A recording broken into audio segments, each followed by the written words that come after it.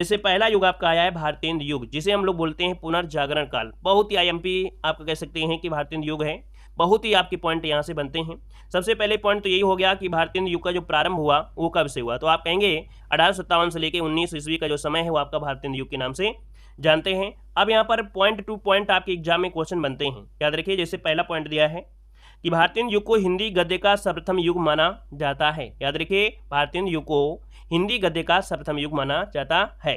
Next point अगर देखा जाए तो अगला है कि जानकी मंगल, नील देवी, सत्य हरिश्चंद्र नामक जो नाटक है इनमें भारतेंद्र जी ने स्वयं अभिनय किया है। ठीक है, अगला पॉइंट है कि भारतेंद्र हरिश्चंद्र को नवजागरण का अग्रदूत भी कहा जाता है। ठीक है, याद रहेगा कि भारतेंद्र हरिश्चंद्र को नवजागरण का अग्रदूत भी कहा जाता है। अगला पॉइंट है कि भारतेंद्र जी की जो खड़ी बोली में रचित रचनाएं हैं, है ना, खड़ी बोली में जितनी भी रचनाएं हैं इनका जो संग्रह है उन्हें फूलों का गुच्छा के नाम से जाना जाता है। यहाँ पर अगला दिया गया है कि हरिश्चंद्र को प्रथम नाटककार, प्रथम निबंधकार, प्रथम आलोचक एवं प्रथम पत्रकार माना जाता है।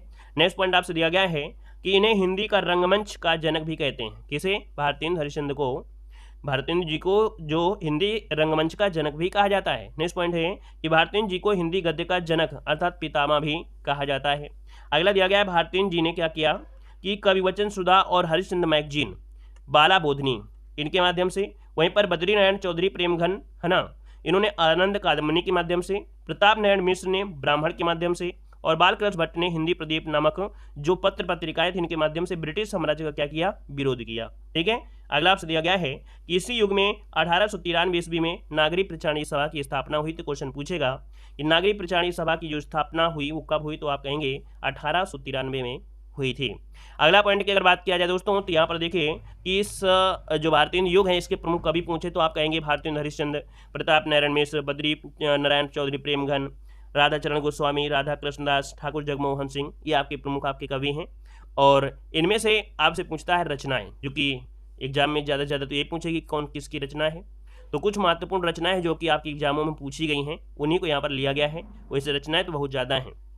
देखिए यहाँ पर दिया गया है भारतेंद्र हरिश्चंद्र, इनकी एक रचना है विद्या सुंदर जो कि बांग्ला भाषा में अनुदित किया गया है। इनकी रचनाओं में जैसे प्रेम माधुरी, प्रेम मालिनी, बकरी विलाप, विनय प्रेम पचासा, प्रेम प्रलाप, प्रेम फुलवारी, प्रेम सरोवर, है ना, ये क्या है इनकी महत्वपूर्ण रचनाएं आपकी हैं भारतेंद्र हरिश्चंद्र की। वहीं पर देखा जाए प्रताप नारायण मिश्र की एक रचना है श्रृंगार विलास, हम हठी अमीर और मन की लहर, और एक और भी है प्रेम पुष्पावली। तो याद रखिएगा प्रेम शब्द वैसे आपको अधिकतर आपको भारतेंद्र हरिश्चंद्र की कविताओं में मिलता है, लेकिन याद रखिएगा प्रेम पुष्पावली, प्रेम पुष्पावली जो आपका है वो प्रताप नारायण मिश्र की रचना है। अगला दोस्तों यह गया बद्री नारायण चौधरी प्रेमघन की रचना है क्या? वर्षा बिंदु। क्या है? वर्षा बिंदु हो जाएगा। यहाँ पर जैसे कि भारत सौभाग्य, भारत सौभाग्य, भारत सौभाग्य भी किसकी रचना है? इन्हीं की है। राधा चरण गोस्वामी, राधा चरण गोस्वामी की एक रचना है, यहाँ पर याद रखिए शिशिर। क्या है? शिशिर सुषमा। क्या है? शिशिर सुषमा। एक और रचना पढ़ लीजिए विधवा विलाप। क्या? विधवा विलाप किसकी है? तो आपकी राधा चरण गोस्वामी की है। वहीं पर अगला है राधा कृष्णदास, राधा कृष्णदास की रचना है क्या? भारत बारह मासा। दोस्तों याद रखिएगा भारत बारह मासा। दूसरा है कंसवत जो कि इनका क्या है? ये अधूरा ही आपका है। कंसवत जो इनकी रचना है ये अधूरी है, याद रखिए। और यहाँ पर आनंद मंजरी। क्या है? आनंद मंजरी अगर पूछे तो आपको राधा कृष्ण बताना है। अगला है ठाकुर जगमोहन सिंह जिनकी रचना का नाम है क्या? देवयानी। क्या नाम है? देवयानी, याद रखिएगा। यहाँ पर आगे बढ़िए। अगला पॉइंट दोस्तों जो कि देख सकते हैं भारतीय युग की प्रमुख पत्रिकाओं में जैसे कि ब्राह्मण, है ना, किसकी है? प्रताप नारायण मिश्र की है। पीयूष प्रवाह किसकी है? तो आपकी अंबिका दास व्यास की है। यहाँ पर देख सकते हैं भारत बंधु किसकी है? तो आपके बाबू तोताराम की ये समाचार पत्र है। यहीं पर देखा जाए तो कविवचन सुधा, हरिश्चंद्र मैगजीन, बाला बोधनी, है ना, भगवता जो भगवत तो श्रेणी, ये भारतेंद्र हरिश्चंद्र की क्या है? मैगजीन है, पत्रिकाएं हैं। अगला हिंदी प्रदीप किसके? तो आपके बालकृष्ण भट्ट की है। आनंद कादम्बनी की अगर पूछा जाए, आनंद कादम्बनी, है ना, नागरी नीरद, ये बद्री नारायण चौधरी प्रेमघन की रचना है। मतलब देखा जाए तो ये पत्रिकाएं हैं या पत्र हैं। अगला अगर पूछे भारतेंद्र की तो दोस्तों भारतेंद्र किसकी? तो राधा चरण गोस्वामी। सदा दर्श ये लाला श्रीनिवास दास का पत्र है। अगर पूछे उपन्यास नामक जो पत्र है ये किशोरी लाल दास का है। और हिंदी दीप्ति किसका है? तो आपके कार्तिक प्रसाद खत्री। तो दोस्तों ये क्या रहे प्रमुख पत्रिकाएं जो आपकी थी, उनके संपादक यहाँ पर आपके हो गए। तो इसका स्क्रीनशॉट लेना है तो आप लोग ले भी सकते हैं। अगला आपसे दिया गया है भारतेंद्र हरिश्चंद्र की रचनाएं, जैसे कि अभी हमने बताया भी था कि विद्या सुंदर, पाखंड, विडंबन, वैदिकी हिंसा नाभवती, भारत दुर्दशा, भारत जननी, अंधेर नगरी, जो कि इनका ये नाटक संग्रह के हैं। ये कुछ ज़्यादा रचनाएं हम इसलिए पढ़ा रहे हैं ताकि अगर एग्जाम में पूछा जा सकता है थोड़ा सा और हाई लेवल में, तो भी आपको रचनाएं यहीं से आप मिल जाएंगे। बद्री नारायण चौधरी प्रेमघर की रचनाओं में जैसे आपका कजली कादम्बनी है ना, वेश्या विनोद, भारत सौभाग्य, प्रयाग रामागमन, जीर्ण जनपद, ये आपके बद्री नारायण चौधरी प्रेमघन की हैं। अब यहाँ पर दोस्तों देख सकते हैं कि प्रेमघन अब्र उपनाम से उर्दू में कविता करते थे। किसके? तो अब्र उपनाम से उर्दू में कविताएं करते थे कौन? प्रेमघन। अब आते हैं दोस्तों यहाँ पर द्विवेदी युग। द्विवेदी युग को जागरण सुधार काल भी कहा जाता है। ठीक है, द्विवेदी युग को जागरण सुधार काल कहा जाता है, जिसका समय है 1900 से लेके 1918 तक। यहाँ पर दोस्तों देख सकते हैं कि महावीर सद्विवेदी के नाम पर इस युग का नाम द्विवेदी युग हुआ। ये क्वेश्चन बहुत ही आईएमपी क्वेश्चन पूछेगा कि जो आपका द्विवेदी युग है वो किसके नाम पर पड़ा, तो आपके महावीर। दोस्तों हमने बताया था महाशब्द, महाशब्द मिलता है, याद रखिए महावीर। महाशब्द आएगा एक द्विवेदी युग, कहीं ना कहीं एक महायुग हो गया है ना, मतलब समझ रहे हैं ना, क्योंकि एक और आपको मिलेंगे हजारी प्रसाद द्विवेदी, तो आप लोग गलती मत करिएगा, हजारी मत लगाइएगा। महाशब्द इसलिए हम आपको बता रहे हैं, कोई भी युग है तो कहीं ना कहीं महान युग होगा, तो ऐसे महाशब्द आपको याद रहेगा। ठीक है, तो महावीर प्रसाद द्विवेदी के नाम पर इस युग का नाम द्विवेदी युग पड़ा। अगला पॉइंट है कि द्विवेदी युग को जागरण सुधार काल के नाम से भी जाना जाता है।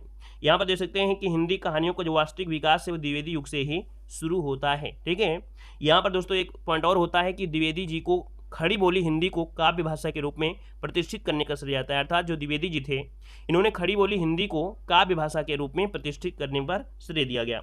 अगला यहाँ पर दिया गया है क्या, द्विवेदी युग के प्रमुख कवि, तो आपके महावीर प्रसाद द्विवेदी, चंद्रधर शर्मा गुलेरी, श्याम सुंदर दास, अवधेश सिंह उपाध्याय और मैथिली शरण गुप्त, रामनरेश त्रिपाठी और बाबू गुलाब राय, जो कि बहुत ही आईएमपी आपके जितने भी आपके दिए गए हैं ये कवि, इनकी रचनाएं भी आपसे पूछी जाती हैं, जो कि रचनाओं को हम लोग यहाँ पर कुछ महत्वपूर्ण रचनाएं यहाँ पर पढ़ेंगे। जैसे यहाँ पर दोस्तों देख सकते हैं कि महावीर प्रसाद द्विवेदी, महावीर प्रसाद द्विवेदी के रचनाओं में काफ़ी रचनाएं हैं, लेकिन काव्य मंजूषा ये रचना पूछी गई है। काव्य मंजूषा किसकी है, तो आप कहेंगे महावीर प्रसाद द्विवेदी की है। ठीक है ना। यहाँ पर दोस्तों अगला आपसे दिया गया है कि आपसे अयोध्या सिंह उपाध्याय, तो अयोध्या सिंह उपाध्याय की रचना है प्रिय प्रवास, जो कि खड़ी बोली हिंदी का प्रथम काव्य ये आपका है। याद रखिए खड़ी बोली हिंदी का प्रथम महाकाव्य कौन है, तो आपका प्रिय प्रवास, याद रखिए अयोध्या सिंह उपाध्याय हरिऔध की है। इनकी और भी रचनाएं हैं जैसे वैदेही वनवास, वैदेही वनवास इनका प्रबंध काव्य है। परिजात भी क्या है, तो इनका प्रबंध काव्य है, परिजात भी प्रबंध काव्य है। ठीक है, चौखे चौपदे, चौखे चौपदे ये 1932 में प्रकाशित हुआ था, जो कि काफ़ी जो पूछे गए हैं वही हमने यहाँ पर रचनाएं लिया है। अगला है मैथिली शरण गुप्त।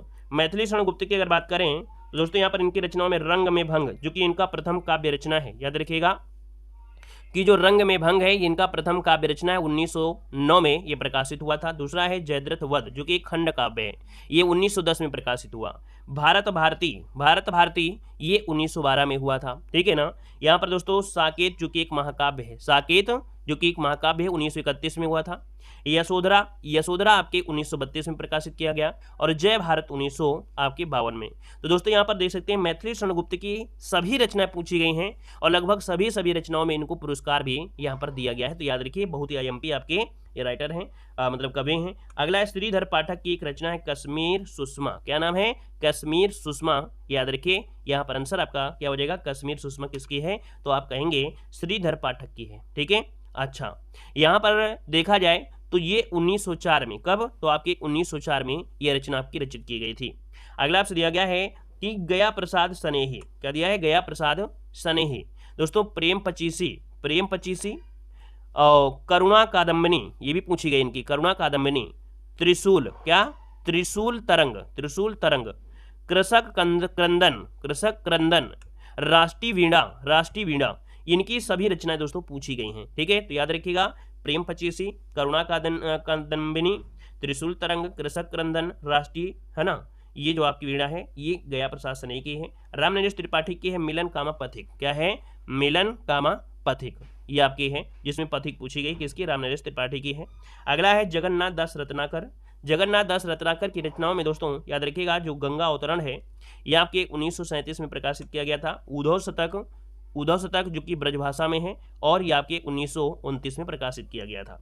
यहाँ पर कल काशी, क्या है, कल काशी, ये इन्हीं की रचना है। श्रृंगार लहरी, क्या, श्रृंगार लहरी जो आपका है, श्रृंगार लहरी ये इनका है, जगन्नाथ दास रत्नाकर का ही आपकी रचना है।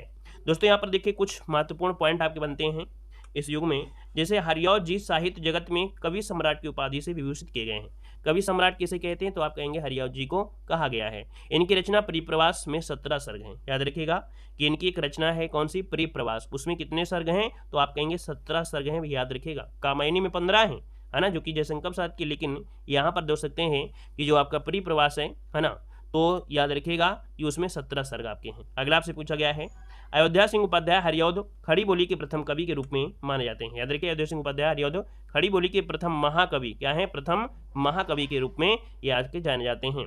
अगला है, मधुप उपनाम से काव्य अनुवाद करने वाले कवि मैथिली शरण गुप्त हैं। अर्थात मधुप उपनाम से जो काव्य अनुवाद किया है वो आपके मैथिली शरण गुप्त ही आपके हैं। अगला आपका युग आता है क्या, तो आपका छायावादी युग, जिसे हम लोग क्या बोलते हैं, शुक्ल युग के नाम से जानते हैं, और जिसका समय है क्या 1918 से लेके 1936 तक का समय, ये छायावादी युग जिसे शुक्ल युग के नाम से जानते हैं। तो दोस्तों ये जो आपका है युग, उसको हम लोग दूसरे पार्ट में पढ़ेंगे। जो भी आपका बचा हुआ पॉइंट आपके हैं, है ना, उनको हम लोग नेक्स्ट पार्ट में पढ़ेंगे, जितने भी पार्ट बन सकते हैं, लेकिन कंप्लीट आपकी हिंदी साहित्य आपकी हो जाएगी। इससे ज़्यादा आपको भी देखने को नहीं मिलेगा, और पूरे क्वेश्चन आपको यहीं से आपको देखने को मिल जाएंगे, आप किसी भी एग्जाम की तैयारी कर रहे हैं। ठीक है, साथ ही में हमने आपको बताया था कि आप PDF आपको लेना है तो हमारे ऐप को डाउनलोड करिए। हमारा ऐप है देव GK ट्रिक्स, प्ले स्टोर में मौजूद है ना, तो वहाँ से आप लोग डाउनलोड कर सकते हैं। और कह सकते हैं कि कुछ फ्री PDF हैं, कुछ वीडियो लेक्चर भी हैं, लेकिन कुछ PDF है जिसमें से आपको कुछ प्राइज देना पड़ेगा, और तब आप ये PDF को परचेज कर पाएंगे, जो कि बहुत ही सस्ती है। 49 रुपये की PDF है, लेकिन जनवरी तक ये ऑफर है, फरवरी के बाद आपको ये 100 रुपये की आपकी हो जाएगी। ठीक है, जिसमें से आपको कंप्लीट हिंदी साहित्य इसी प्रकार से दिया गया है। लगभग 700 प्लस ऑब्जेक्टिव क्वेश्चन है, तो भाई इससे ज़्यादा आपको हिंदी साहित्य नहीं मिलेगी। ठीक है, धन्यवाद, जय हिंद, वंदे मातरम।